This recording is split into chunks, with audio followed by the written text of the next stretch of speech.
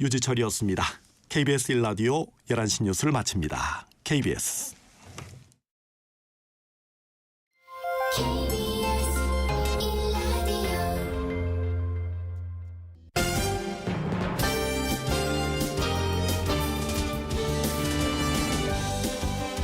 KBS 1라디오 신성원의 오늘 세계는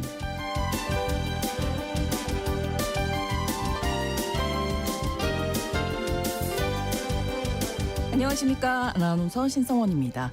오늘은 우크라이나 전쟁이 발발한 지 만 3년이 되는 날입니다. 그동안 교착 상태에 빠졌던 종전 협상이 도널드 트럼프 미국 대통령의 취임으로 분수령을 맞게 됐죠. 당사국인 우크라이나를 패싱하는 등 논란이 있기는 하지만 이전보다 큰 진전이 있었던 것은 분명합니다. 트럼프 대통령은 자신이 신뢰하는 측근들을 특사로 임명하고 이들이 사업가로서 협상력을 발휘하는 이른바 비즈니스 외교, 달러 외교를 펼치고 있는데요. 우크라이나뿐만 아니라 가자지구 종전협상까지 상처뿐인 전쟁의 판도를 흔들고 있는 트럼프의 복심들은 누구인지 잠시 후 글로벌 이슈에서 짚어보겠습니다.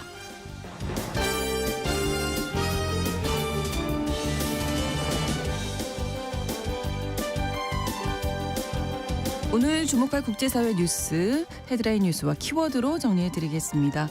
통신원 취재수첩에서는 뉴질랜드 소식 준비했습니다. 뉴질랜드가 황금 비자를 마련해서 투자 이민의 문턱을 낮춘다고 하네요. 최근 호주, 캐나다 등 다른 나라들은 투자 이민 비자를 폐지하거나 축소하는 추세인 가운데 뉴질랜드는 왜 투자 이민을 늘리려고 하는 건지 통신원 연결해서 전해드립니다. 2월 24일 월요일 KBS 1라디오 신성원의 오늘 세계는 시작합니다.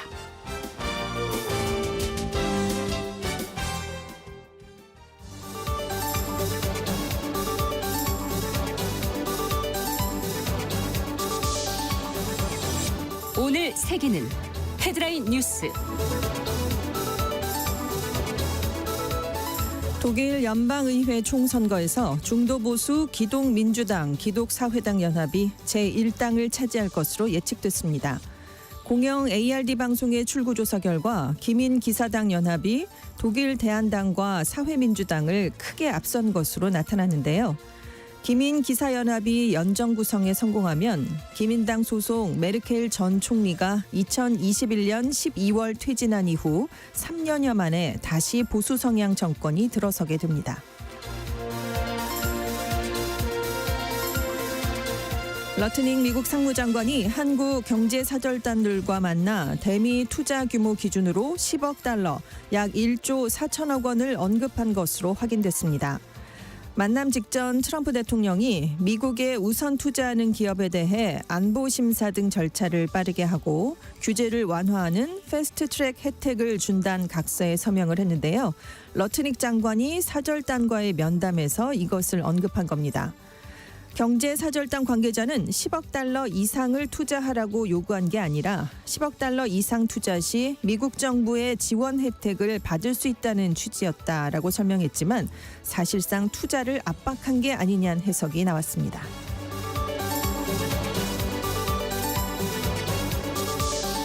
젤렌스키 우크라이나 대통령이 우크라이나가 나토에 가입한다면 언제든지 사임할 수 있다고 밝혔습니다. 우크라이나를 배제하고 미국과 러시아가 종전 협상을 시작한 가운데 나토 가입을 레드라인으로 내건 셈인데요. 우크라이나의 나토 가입은 종전 협상에서 최대 쟁점으로 러시아도 우크라이나의 나토 가입 포기를 종전 조건으로 내세우고 있습니다. 젤렌스키 대통령은 트럼프 대통령에게 단순한 중재자 이상의 역할을 해달라면서 우크라이나가 러시아로부터 스스로 방어할 수 있도록 트럼프 대통령이 안보를 보장해달라고 강조했습니다. 폐렴 증세로 열흘째 병원에 입원하고 있는 프란치스코 교황이 의식은 있지만 위중한 상태인 것으로 알려졌습니다. 교황청은 건강 악화로 프란치스코 교황이 베네딕토 16세 경우처럼 자진 사임할 수 있다는 일부 언론 보도에 대해 불필요한 것이라고 부인했는데요. 교황은 우크라이나 전쟁 3주년을 맞아 인류의 부끄러운 일이란 메시지를 전했습니다. 1936년 아르헨티나에서 태어난 프란치스코 교황은 올해 88살로 2013년 비유럽이자 남미권에선 처음으로 교황으로 선출됐습니다.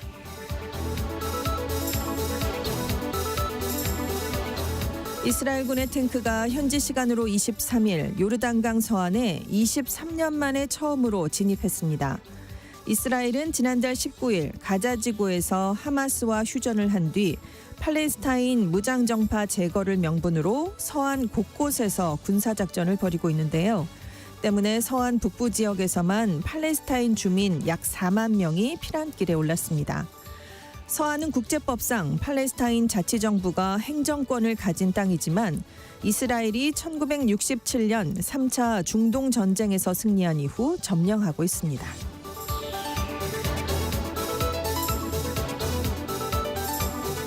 오늘의 헤드라인 뉴스였습니다. 외신캐스터 전주현 씨가 전해주셨고요. 이번에는 키워드로 정리한 국제사회 뉴스를 살펴보겠습니다. 첫 번째 키워드는 신호등이 바뀌면 국기 개양식이 있겠습니다. 네, 독일 총선 얘기인데요. 네. 23일 현지 시각으로 23일에 독일에서 총선이 치러졌는데 메르켈 전 총리가 이끌었던 우파 연합이 다시 정권을 잡게 될 것 같습니다. 네. 공영 ARD 방송의 출구조사 결과 우파 계열의 기민기사연합이 29%를 득표했습니다. 1위에 오를 것으로 전망되고요.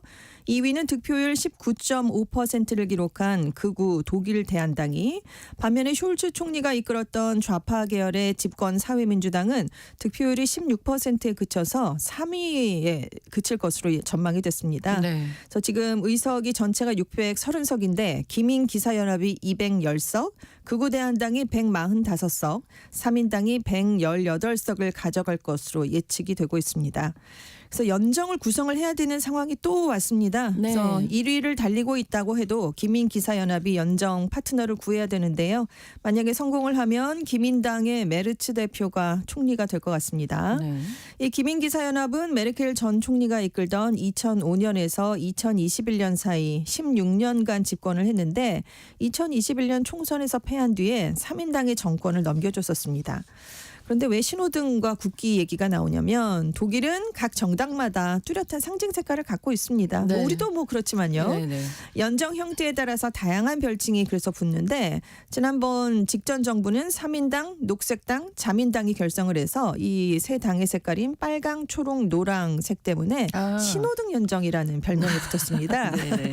그런데 작년 11월에 이 신호등이 불이 꺼졌습니다. 그렇습니다. 네, 그래서 이번 총선이 예정보다 7개월이나 일찍 진행이 된 건데요. 지금 1위를 차지한 기도기사연합의 상징 색깔은 검정색입니다. 그래서 여기에다가 3인당, 자민당이 대연정을 이루면 이제 검정, 빨강, 노란색이 되거든요. 이러면 독일 국기 색깔이 됩니다. 네. 이러면 독일 국기 연정이라는 이제 별명이 나오게 되고 네. 만약에 기민기사연합 1위 연합에 3인당, 녹색당이 가세를 하면 검정, 빨강, 초록이 되거든요. 이러면 케냐 국기 색깔이 됩니다.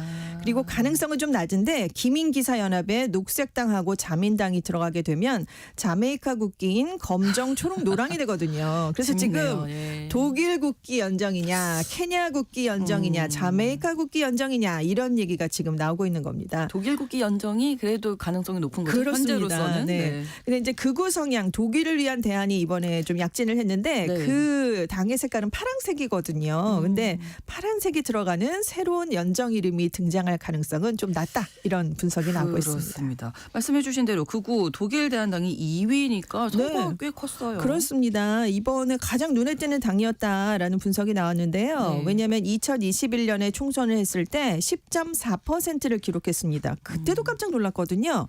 근데 이번 선거 지금 몇 년 안 지났는데 한 3년 만에 득표율이 2배 정도 높아졌습니다. 네. 그래서 드디어 원내 2당에까지 오르게 됐는데요. 바이델 독일 대한당 공동대표가 출구조사 결과가 나오니까 이건 역사적 승리다. 우리는 연정 협상에도 열려 있다. 이런 얘기를 내놨습니다. 네.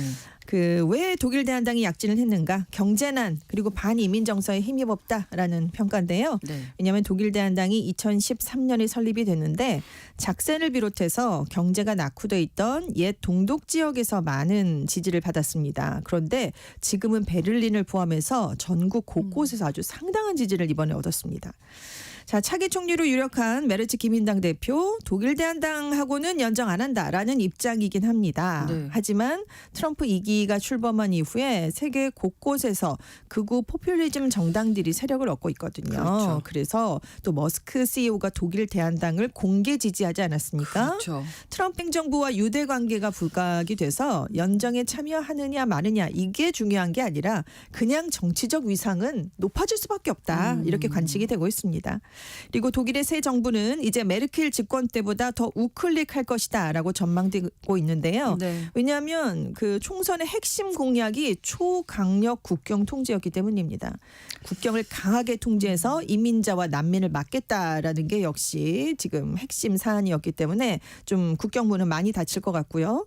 이외에도 유럽에서 가장 강력한 탈원전 정책을 추구했는데 이게 원전 가동으로 다시 뒤집힐 수도 있습니다. 네. 왜냐하면 독일의 올해 예상 경제 성장률이 유럽 최저 수준인 0.3%에 불과합니다. 굉장한 경기 침체가 계속되고 있고요. 이런 가운데 생활비와 에너지 비용이 높아지고 있으니까 이미 스태그플레이션 상황이다라는 분석까지 나오고 있거든요. 네. 그런데 이렇기 때문에 메르츠 대표가 우크라이나 전쟁도 영향을 끼쳤지만 이것 말고도 효과가 없었던 친환경 녹색 에너지 정책을 펴가지고 에너지 비용이 상승했다. 이런 분석을 내놔서 네. 다시 원전으로 돌아갈 가능성이 있습니다. 이런 뭐 여러 가지 내외부 요인이 있기 때문에 연정이 어떻게 네, 구성될지 관심이 모이고 있습니다. 자, 두 번째 키워드 약육강식. 이게 우크라이나 지금 협상, 종전 협상 상황에서 아주 두드러지는 키워드인데요. 네. 오늘 트럼프 대통령이 22일에 우크라이나와의 광물 협정 체결과 관련해서 합의에 매우 근접했다. 히토류뿐만이 아니라 원유 또 우리가 얻을 수 있는 다른 것까지 요구하고 있다라는 얘기를 했습니다. 네.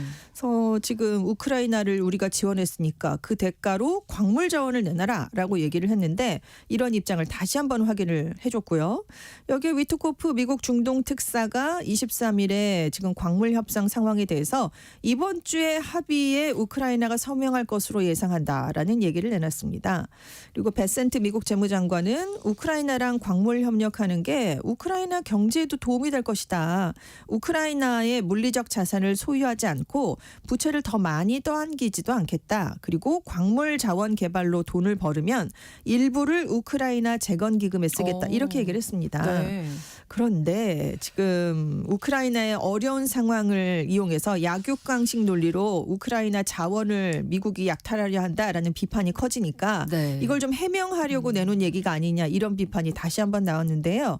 왜냐하면 베센트 장관이 얘기를 하긴 했지만 구체적으로 그럼 번 돈의 몇 %를 재건기금에 쓸 것인지 얘기를 전혀 하지 않았습니다. 네. 미국 측 얘기만 일방적으로 하고 끝났거든요. 그래서 지금 여전히 불안한 상황이고 특히 미국이 이번 협상 과정에서 또 하나 내세운 카드가 머스크 CEO가 설립한 스페이스X의 위성 인터넷 서비스 스타링크를 차단하겠다라는 얘기였다고 합니다. 네. 왜냐하면 우크라이나군이 전쟁 시작 뒤에 통신망을 전적으로 스타링크에 의존해 왔거든요. 근데 이걸 끊어버리면 군이 큰 타격을 받을 수밖에 없습니다. 그러네요.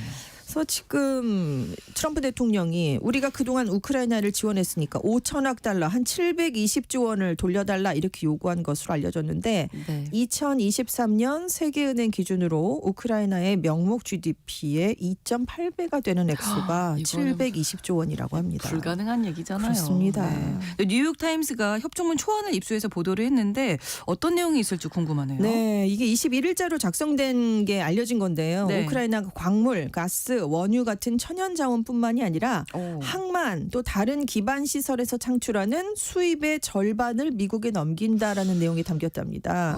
우크라이나가 자원 수입을 거두게 되면 미국이 100% 지분을 갖는 기금에 투입을 한다는 건데요. 그래서 우크라이나가 아까 트럼프 대통령이 요구한 720조 원을 다 채울 때까지 계속 돈을 넣어야 된다라는 조건이라고 합니다.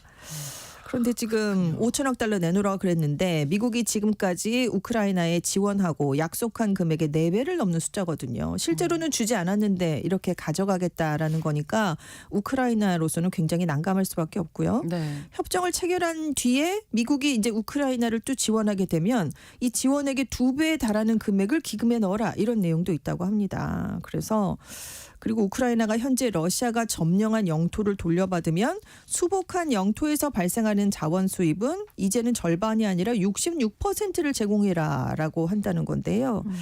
이 초안도 그래서 젤렌스키 대통령이 서명을 거부했던 이전 초안과 마찬가지로 우크라이나가 받을 수 있는 구체적인 안보 보장 얘기가 전혀 없습니다. 네. 그냥 베센트 장관이 미국 기업들이 우크라이나 자산을 많이 갖고 있으면 우크라이나의 안보가 강화된다라고만 얘기를 하고 있거든요.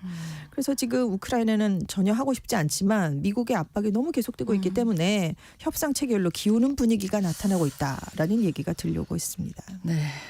다음 키워드 넘어가겠습니다.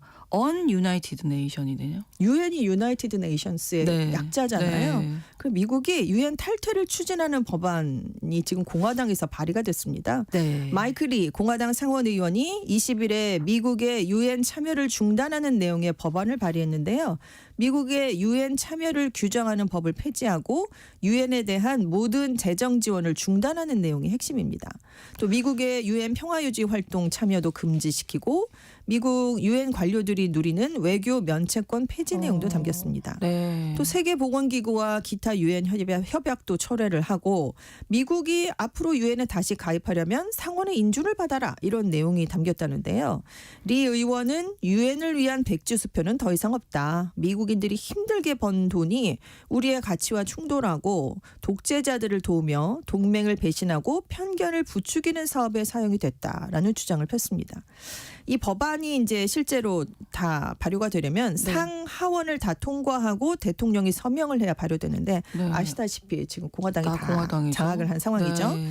그래서 이번 발의가 트럼프 대통령이 각종 국제기구와 협약 탈퇴 행보를 이어가는 가운데 이루어져서 눈길을 끄는데 네. 트럼프 대통령이 취임한 뒤에 지금 파리 기후협정, WHO, 유엔 인권이사회, 유엔 팔레스타인 난민구호기구 이렇게 유엔 산하기구에서 탈퇴한다라는 얘기를 계속 내놓고 있습니다. 그렇습니다. 한편으로 트럼프 미국 대통령이 정부 효율부 수장이죠. 머스크 테슬라 CEO에게 연방정부 구조조정에 더욱 박차를 가하라 이렇게 지시를 했다고요. 22일에 자기 소셜미디어죠. 트루스 네. 소셜에 일로는 훌륭한 일을 하고 있지만 더 공격적으로 일하는 걸 보고 싶다. 기억해라. 우리는 나라를 구해야 된다. 궁극적으로 과거 어느 때보다 더 미국을 위대하게 만들어야 된다라고 글을 쓰니까 바로 머스크 CEO가 자기 또 소셜미디어 X에 그럴게요 대통령님이라고 답을 바로 이렇게 대답한다고요? 그런데 그 이후에 이제 머스크 CEO가 X를 통해서 연방정부 직원들에게 본인의 업무 내용을 공유해라 이렇게 요청을 했는데요. 네. 이제 이메일을 준답니다. 대통령의 지침에 따라 모든 연방정부 직원들은 지난주에 무슨 일을 했나라는 제목의 이메일을 받게 될 텐데 회신을 안 하면 사직으로 간주하겠다라고 통보를 한 겁니다. 24일 자정까지 답장해라 이렇게 얘기를 했는데 지금 정부 효율부가 공공지출 삭감, 조직 효율화 이렇게 연방정부 전반의 구조조정을 추진하고 있습니다. 현재까지 7만 5천 명의 연방정부 공무원을 감축했거든요. 그런데 지금 이렇게 통보가 내려오니까 연방수사국, 국무부, 국방부 같은 주요 기관이 직원들에게 답하지 말라 이런 지시를 또 내렸대요. 네. 왜냐하면 우리가 조직 차원에서 직원 감축 문제를 먼저 검토해서 대응을 할 테니까 개개인은 대응하지 말아라 이렇게 반발을 한 거고요. 네. 지금 민주당은 물론이고 일부 공화당원도 머스크의 지시에 비판하는 입장을 내놓고 있는데 마이크 롤러 공화당 하원 의원이 머스크의 요구에 응하지 않는다는 이유로 수만 명의 근로자를 해고할 수 있는 법적 근거가 과연 있느냐라고 의문을 제기했고 네. 노조는 소송하겠다라면서 반발을 하고 있습니다. 그렇겠죠. 네. 그래서 AP통신이 이런 저항은 트럼프 2기 출범 한 달여를 맞아서 혼돈과 혼란의 새로운 차원을 보여주는 것이다. 이런 분석을 내놨습니다. 네, 이메일 답장 안 하면 네. 사직이라니요. 무시무시하죠. 네. 네. 다음 키워드입니다. 난감하네. 네. 뭐가 난감할까요? 프랑스에서 노숙자가 한 남성의 신용카드를 훔쳤습니다. 네. 그리고 자기가 그 돈을 쓴 거예요. 그런데 어디에 썼냐면 복권을 사는데 썼습니다. 근데 이 복권이 당첨이 됐군요. 됐어요. 그래서 이게 지금 문제가 그럼 되고 이거 어떻게 있는데요. 해야 되나요? 그러니까요. 그래서 이 워낙 이제 신용카드를 도난당한 분이 장 다비드 다비드 씨인데 네. 다비드 씨가 은행에 급하게 카드 지급 정지를 요청했지만 이미 이 노숙자가 카드를 쓴 이후였습니다. 근데 이 즉석 복권이 50만 유로 약 7억 5,200만 원짜리에 당첨이 된 거예요. 네. 그래서 워낙 주인인 다비드 씨의 변호인은 이 복권 중에 두 개를 샀는데 한 네. 장이 50만 유로에 당첨됐다.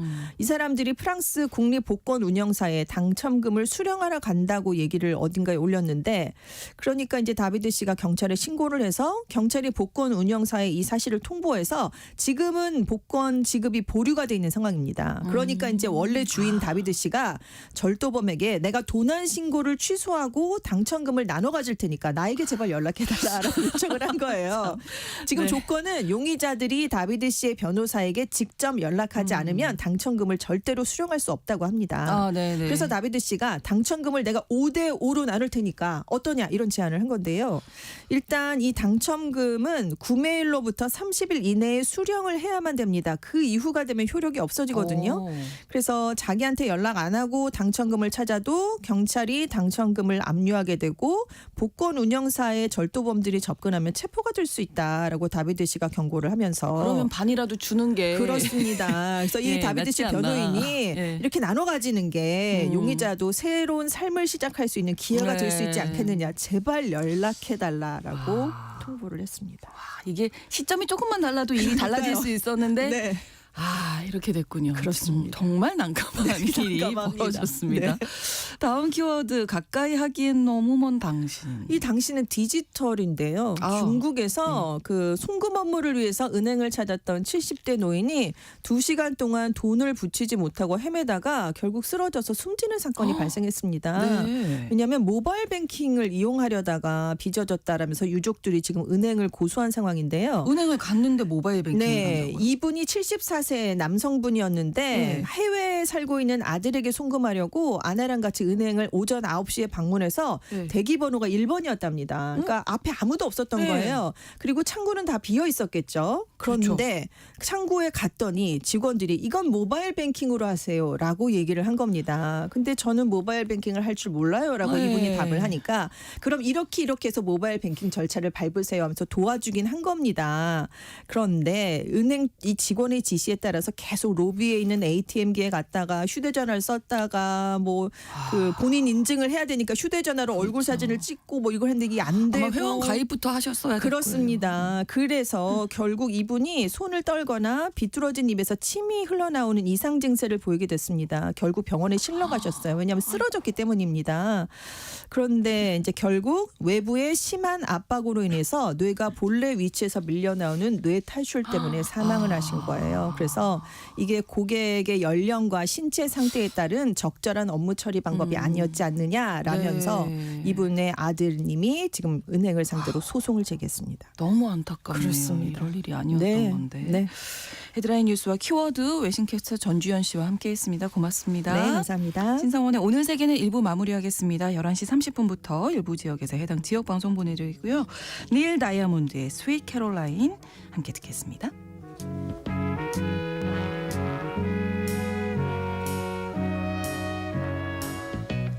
Where it began,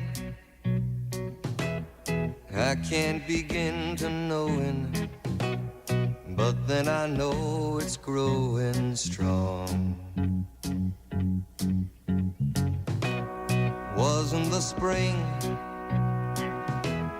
and spring became the summer. Who'd have believed you'd come along? Hand, touching hands, reaching out, touching me, touching you. Sweet Caroline, good times never seem so good. I've been inclined to believe there never was, but now I look at the night and it don't seem so lonely. fill it up with only two. And when I hurt, hurting runs off my shoulders. How can I hurt when holding you? Warm, touching warm, reaching out, touching me, touching you. Sweet Caroline, good times never. 지금 시각은 11시 30분입니다. KBS Ladies and gentlemen. 국제사회의 다양한 뉴스를 한눈에 KBS 1라디오 신성원의 오늘 세계는 세계를 바로 보는 최소한의 투자입니다.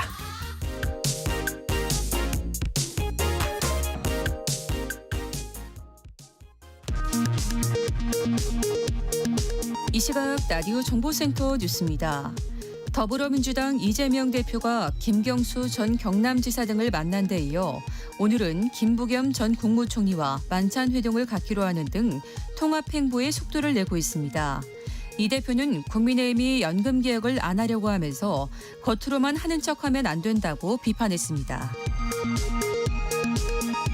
국민의힘 권성동 원내대표는 민주당 이재명 대표의 중도보수 정당론에 대해 기회주의자의 사기 행각이라고 비난했습니다. 국민의힘은 이재명 대표의 상속세 개편 토론 제안에 대해 정치, 경제, 사회, 문화 모든 현안에 대해 끝장 토론을 하자고 제안했습니다.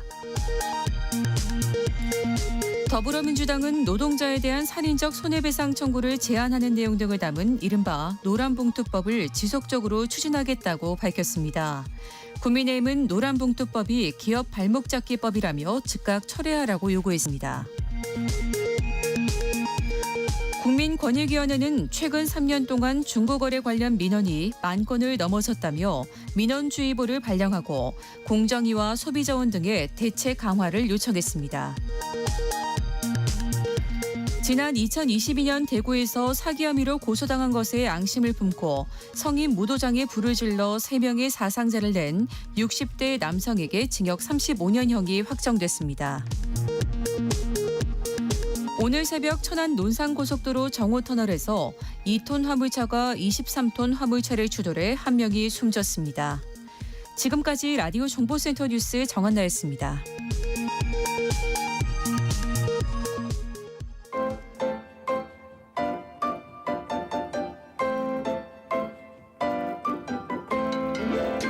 통신원 취재 수첩.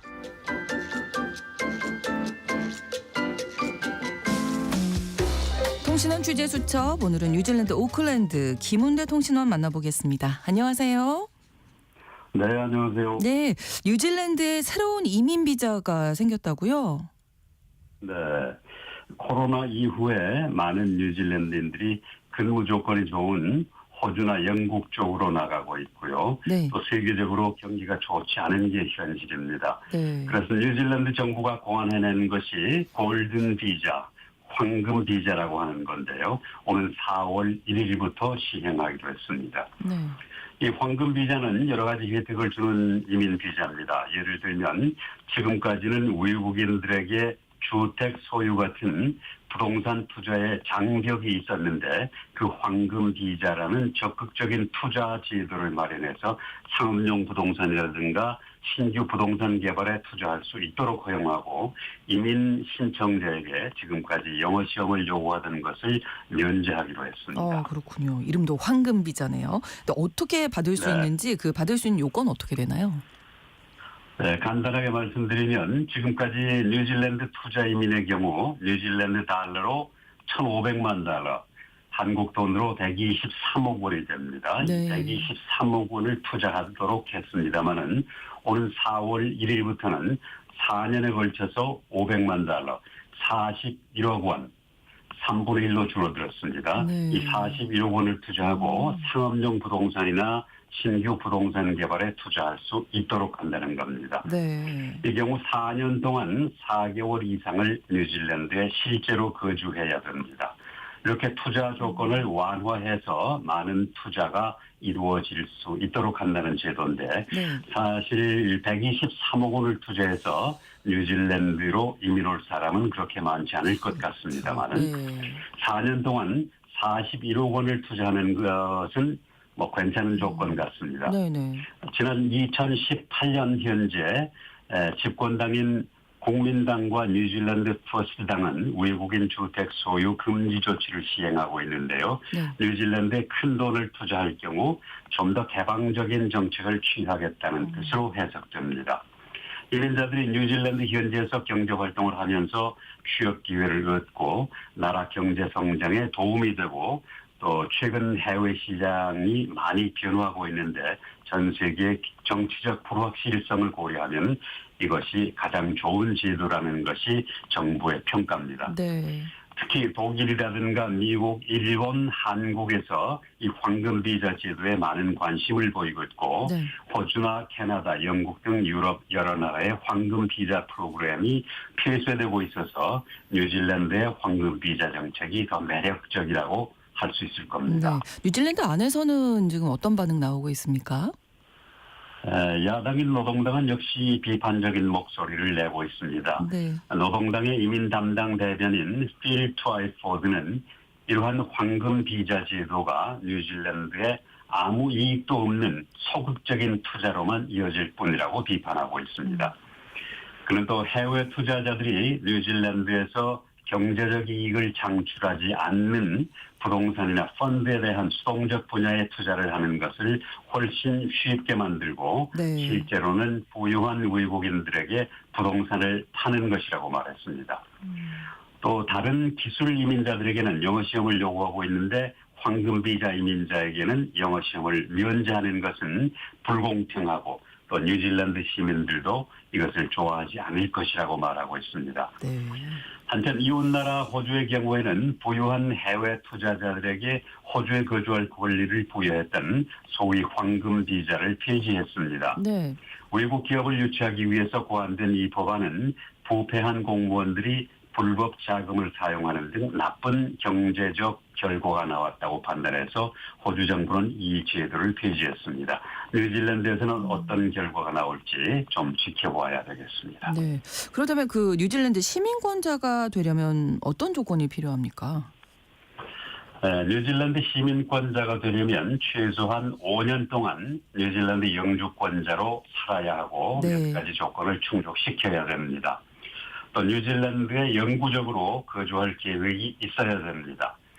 뉴질랜드 방문자에게는 입국할 때 3개월 방문 비자를 주는데 최대 계속해서 9개월 동안을 체류할 수 있지만 이 경우에 9개월 이상을 다른 나라에서 체류해야 재입국이 가능합니다.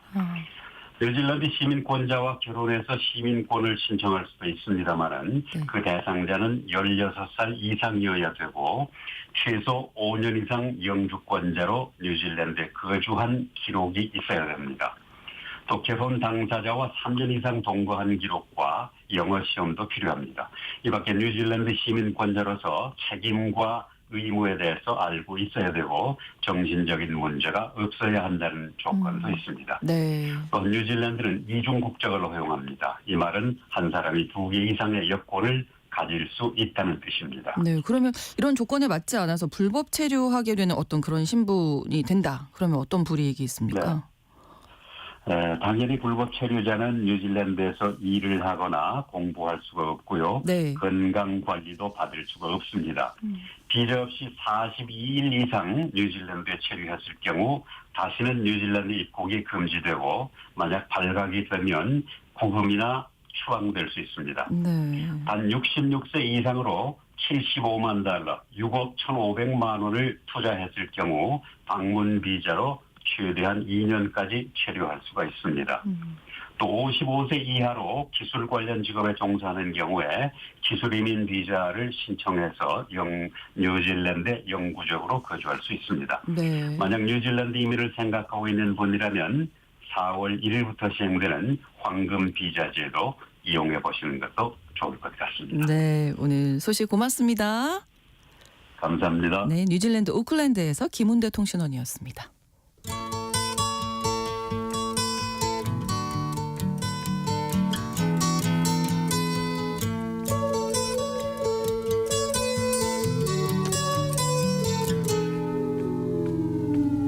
Here comes the 2월 24일 오늘은 러시아의 침공으로 시작된 우크라이나 전쟁이 꼭 3년째를 맞는 날입니다. 미국이 러시아 우크라이나 전쟁 종식뿐만 아니라 이스라엘 가자 전쟁 휴전 협상에도 속도를 내면서 도널드 트럼프 대통령의 복심으로 꼽히는 특사들의 행보에 관심이 쏠리고 있는데요. 글로벌 이슈에서 오늘은 트럼프의 특사 외교에 대해서 살펴보겠습니다. 오혜리 국제전문기자와 오늘도 함께하겠습니다. 어서 오세요. 네, 안녕하세요. 자, 일단 이 우크라이나 전쟁 관련해서 트럼프 미국 대통령 블라디미르 푸틴 러시아 대통령의 정상회담 준비 작업이 시작됐는데요. 지금 네. 현재 어떤 상황인가요? 예, 미국과 러시아 정상이 지난 12일에 전화 통화를 해서 즉각적으로 이제 우크라이나 종전 논의를 하자 이렇게 사실상 합의를 했죠. 네. 그 이제 지난 18일에는 장관급 회의가 사우디아라비아에서 열렸고요. 이 장관급 회의에서 이 고위급 협상팀을 구성하자 이렇게 합의를 했습니다. 그리고 네. 또 미국과 러시아 관계를 좀 정상화하기로 합의를 했는데 그래서 정상회담을 열기 위한 실무 준비 과정이 좀 복잡하잖아요. 그렇죠. 그래서 앞으로 2주 이내에 양국의 특사가 만나서 고위급 협상팀을 구성하기 위한 여러 가지 전반적인 세부 사항들을 조율하기로 했습니다. 앞으로 2주 동안에 어떤 움직임이 구체적으로 나타날 것 같아요. 네, 근데 이제 문제가 이 과정에서 네. 우크라이나를 배제했다. 네, 그래서 맞아요. 여전 논란이 일고 있는데 트럼프 대통령의 특사가 젤렌스키 대통령을 직접 만났죠. 예, 그렇습니다. 글쎄요, 뭐 젤렌스키 대통령을 좀 달래려고 하는 의도가 있었을까요? 어쨌든 네. 키스 켈로스 우크라이나 러시아 특사가 지난 20일에 우크라이나 수도 키이우를 방문을 했습니다. 젤렌스키 대통령을 만났는데 네. 분위기는 꽤 좋았던 것 오, 같습니다. 네. 켈로그 특사가 이 젤렌스키를 만난 다음에 소셜미디어 X에다가 글을 올렸는데 네. 젤렌스키에 대해서 용감한 지도자, 이 전쟁 오. 중에도 참 국가를 위해서 고군분투하는 지도자 이렇게 치켜 올려 세웠습니다. 그리고 또 우크라이나 국가안보팀과도 논의를 했는데 상당히 긍정적인 대화를 했다 이렇게 호평을 했습니다. 그 이전에까지 젤렌스키하고 트럼프가 상당히 험한 말을 주고받았잖아요. 맞아요. 네. 그런 거에 비하면은 많이 키스 좀 켈로그 나아졌네요. 특사는 젤렌스키와 꽤 좋은 분위기에서 대화를 했던 것으로 보여집니다. 네. 자, 방문 목적이 무엇이었을까요? 일단 달래기? 예, 젤렌스키를 좀 다독이는 것도 분명히 네, 네. 있었을 것 같고 가장 핵심적인 거는 꽤 뭐 여러 차례 얘기가 나왔지만 광물 자원 관련해서 협정입니다. 그렇죠. 광물 협정이 왜 중요하냐면은 네. 미국과 러시아, 우크라이나가 이제 종전과 관련된 여러 뭐 논의 또는 뭐 이렇게 협상을 하기 위해서는 이 광물 협정이 먼저 정리가 돼야 된다라고 하는 게 트럼프 행정부의 지금 트럼프 대통령의 뜻이기 때문입니다. 네.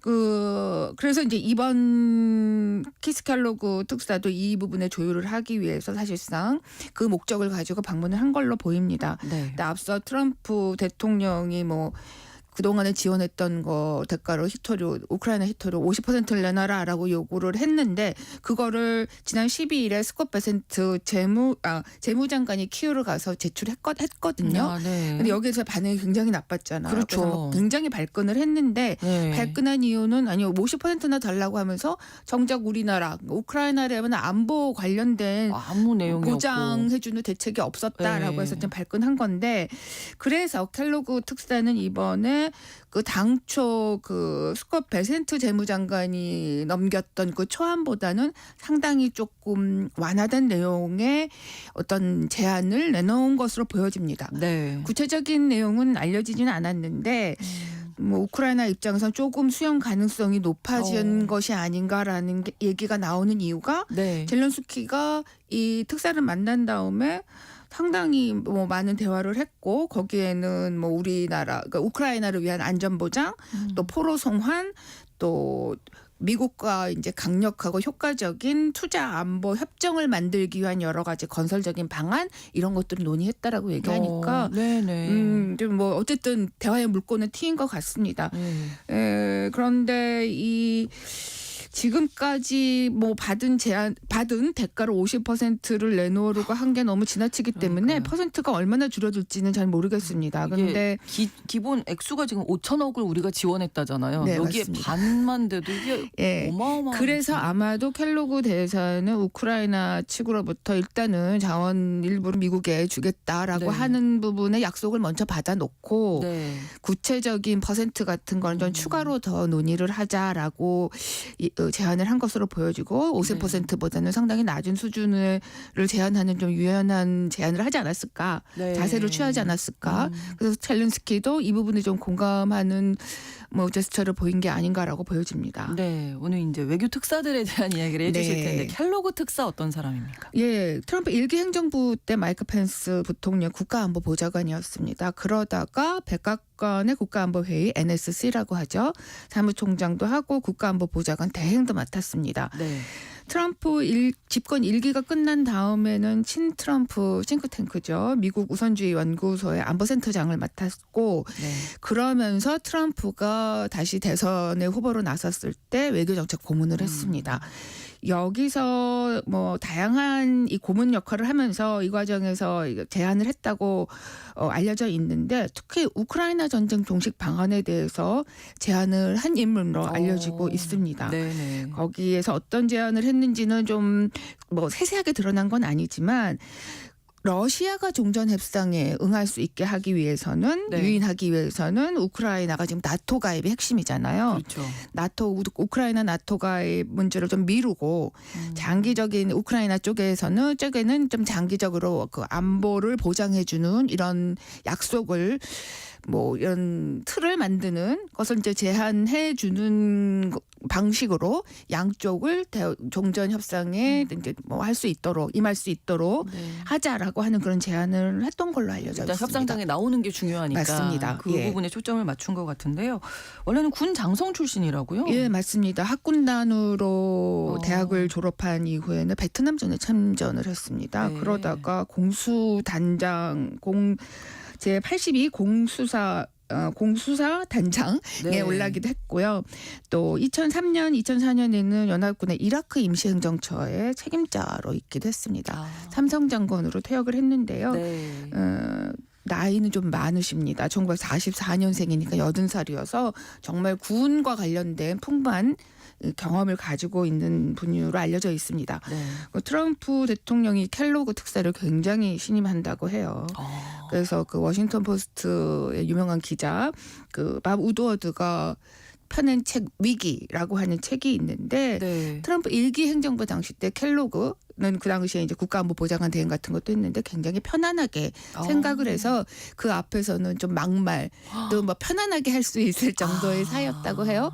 특히 김정은과 관련해서 켈로그가 회의하는 도중에 뭐 이제 미국과 북한 간에 이제 정상회담을 하긴 하는 과정에서 켈로그와 이제 회의를 했는데 그 자리에서 김정은에 대해서 뭐 미치광이 이렇게 굉장히 편안하게 욕설이 섞인 말을 했다고 하니까 관계가 진짜 돈독하다고 해서 돈독하다고 해야겠죠. 예.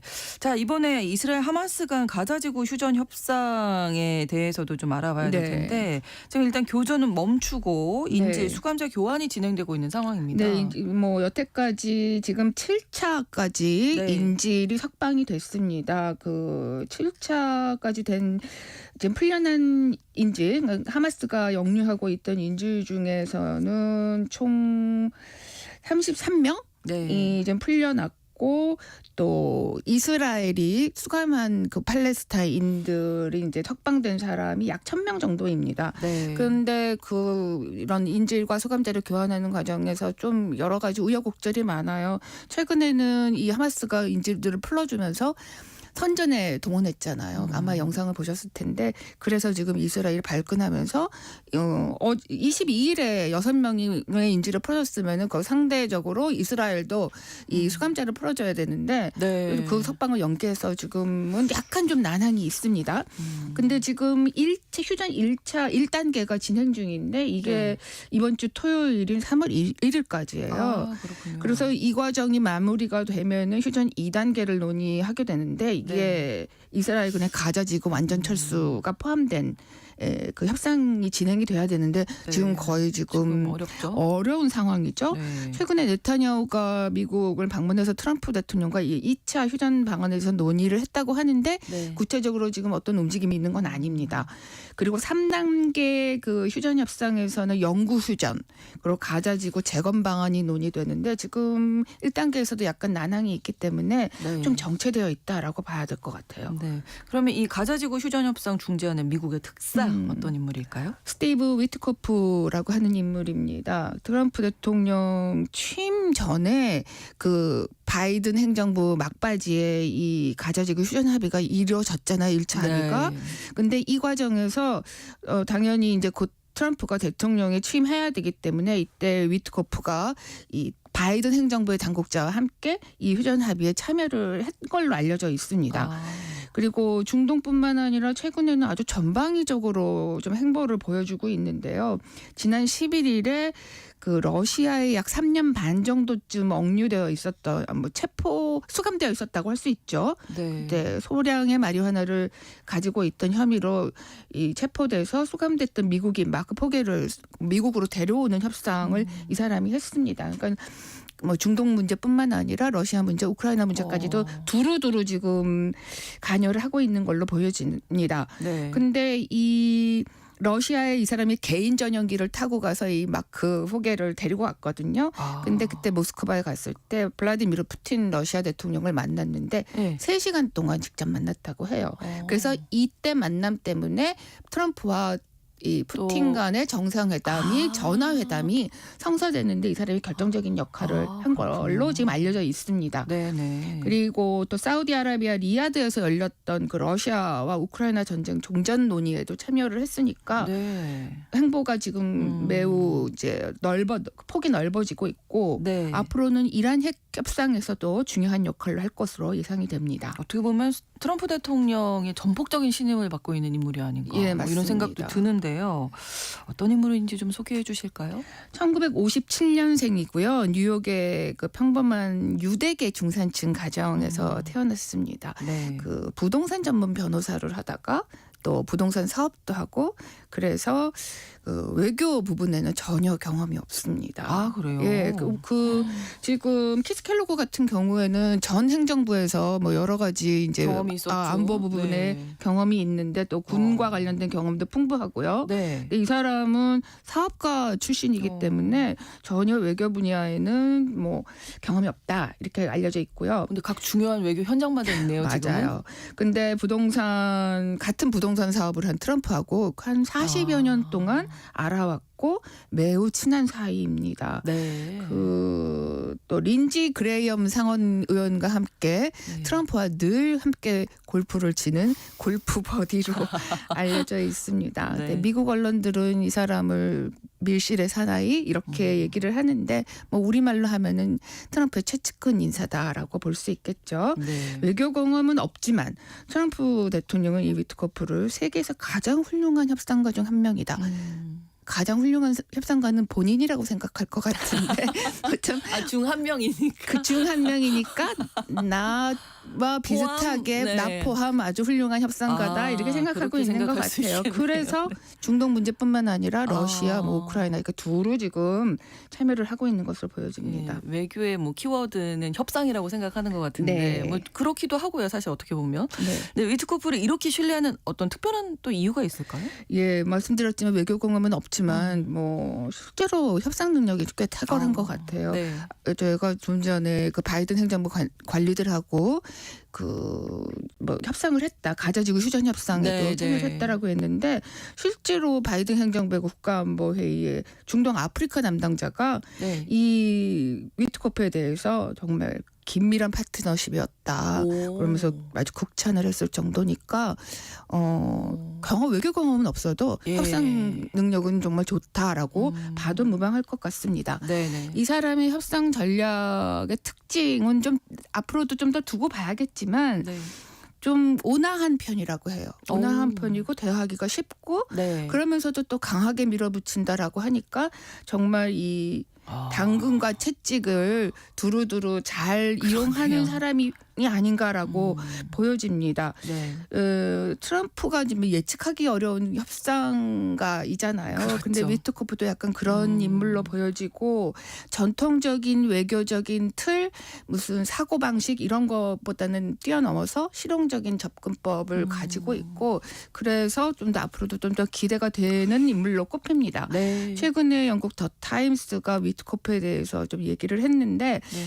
이 공식적인 채널 대신에 비즈니스 외교 또 뭐 달러 외교 이런 거를 지금 뭐 많이 할 것으로 예상을 하면서 이제 미국 외교의 어떤 특사 외교의 새로운 시대가 도래한 것 같다 이렇게 평가했는데 네. 그것 자체를 보면은 꼭 긍정적인 표현만은 또 아니고 잘 뜯어보면. 예, 잘 뜯어보면 약간 그렇잖아요. 근데 그럴 수 특사 있죠. 외교라고 하는 게 워낙 좀 장단점이 있습니다. 그러니까 기존의 틀을 벗어나서 좀 자유롭게 접근을 하고 네. 대통령 최고 지도자인 대통령과 이렇게 쉽게 대화를 할 수 있어서 네. 상대편과도 대화를 하지만 그쪽의 제안을 또 대통령에게 쉽게 설득할 수 전달도 해야 있는 되니까. 그 역할을 갖고는 있지만 네. 또 이렇게 실용주의적 또 성과 위주 고거와 관련된 성과 위주적인 접근 때문에 네. 어떤 국제사회의 어떤 원칙 네. 이런 것들을 좀 뛰어넘어서 어떤 미국의 이익만을 좀 더 추구할 수도 있다라고 그렇죠. 하는 우려도 나오고 있습니다. 네. 근데 지금 북한 특사, 대북 특사도 있거든요. 네네네. 리처드 그리넬이라고 하는 인물인데 이 대북 특사 역시 이제 앞으로 북한과 관련해서 그렇죠. 한반도와 관련해서 이제 구체적인 행보를 보일 텐데 이 그리넬이라는 사람도 정말 트럼프의 정말 뭐 철저한 그 오른팔이다. 외교 부분에서는 오른팔이다. 네, 이렇게 네. 대표적인 충성파다. 이렇게 꼽히는 인물이어서 네. 정말 미국의 이익을 위해서 이 북한 문제를 접근할지 아니면 좀 새로운 접근을 보여줄지 좀 기대도 되고 우려도 되고요. 네. 앞으로 행보를 좀 지켜봐야 될 것 같습니다. 네, 외교에서도 아마 기존의 문법이 있을 때는 그것과는 확실히 결은 다른 사람들이 특사로 임명했다. 맞습니다. 이렇게 봐도 되겠네요. 예. 자, 뭐 외교 문제 복잡한 외교 난제들을 이 특사들이 어떻게 해결할지 앞으로 좀 지켜봐야 되겠습니다. 글로벌 이슈 오늘 오혜리 국제 전문 기자와 함께했습니다. 오늘 말씀 고맙습니다. 네, 감사합니다. KBS 라디오 신성원의 오늘 세계는 오늘 방송 마치겠습니다. 저는 내일 오전 11시 5분에 다시 인사드리겠습니다. 고맙습니다.